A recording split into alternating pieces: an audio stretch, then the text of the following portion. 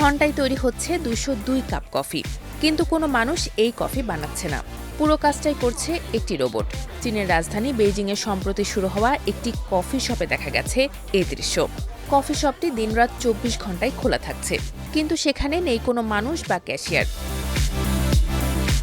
দোকানের ভেতরে থাকা এই রোবটটি একা হাতেই সামলাচ্ছে সব কাজ। কফির বিন গ্রাইন্ডিং করা, নিখুঁত তাপমাত্রায় ব্রিউ করা, উপকরণ মেশানো থেকে শুরু করে কাস্টমারের হাতে কাপটি তুলে দেওয়া, সবই হচ্ছে এর মেকানিক্যাল হাতে। প্রতিটি কফি তৈরি হতে সময় লাগছে 30 সেকেন্ডেরও কম।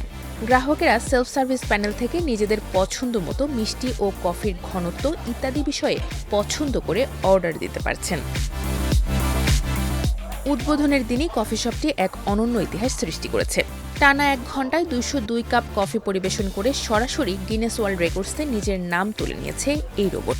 যেখানে একজন অভিজ্ঞ মানুষের 1 কাপ কফি বানাতে কয়েক মিনিট লেগে যায়, সেখানে এই রোবটের গড়ে সময় লাগছে 30 সেকেন্ডেরও কম।